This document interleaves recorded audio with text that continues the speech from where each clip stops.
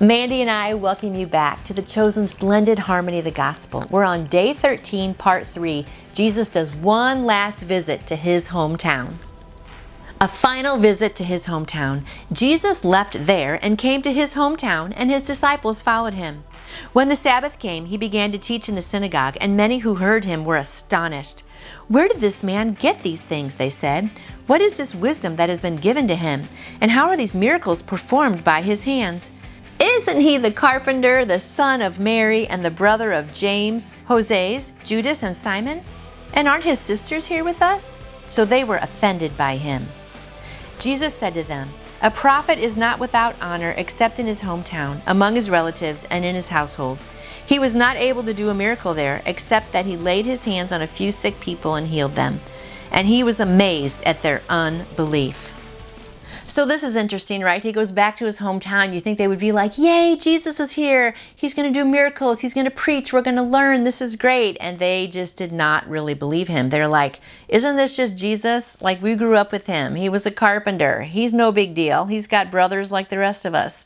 Really sad. You know, unbelief can stop God's miraculous works in your life. And I just think that was so sad for his hometown. I mean, they of all people you would think would be the most excited and supporting him, but they were not. So I hope today that you learned from this little lesson that, let's just believe God. Let's take him at his word, and let's just not be unbelieving, because I don't want to block anything in my life. I don't want to block any blessings or anything that God's going to do to move me just because I don't believe. So I hope today that we can always be really strong believers, that we read his word daily, and that we just believe it. And I believe that God has something very special for you, my friend. And people around you might be like, "Well, you're really nobody. You're not talented. Maybe you didn't go to college, or maybe there's just some things people are always downing you in your life." You know what? Just let that go. Believe what God says about you, right, Mandy? We're supposed to believe what God says. And I know that he says that I am a talented daughter of the powerful King of Kings. I say that to myself every day because I have talents. I mean, they're not amazing talents. I'm pretty much average, but I do have some talents, and I'm going to use whatever little talent I have to go out there and be sharing his word and loving on people and helping to build his kingdom and try to get more people to believe. So at the end of the age, like we read the other day, when he comes to divide up the good people who are believing from the ones who don't, that more people will be on this good side over here because I spoke up and that I shared with them.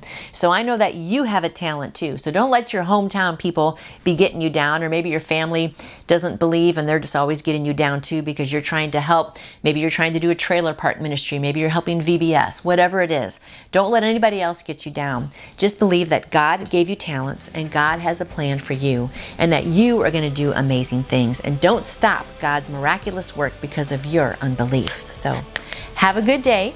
Yes, and we will see you guys back here again tomorrow, because remember, God's word in your heart is the best way to live. See you tomorrow. You can get your own copy of A Blended Harmony of the Gospels by The Chosen simply by going to thechosengifts.com. There you can find all kinds of wonderful merchandise to help build your faith this year. Be sure to check out their devotionals and their Bible studies. Have a blessed day.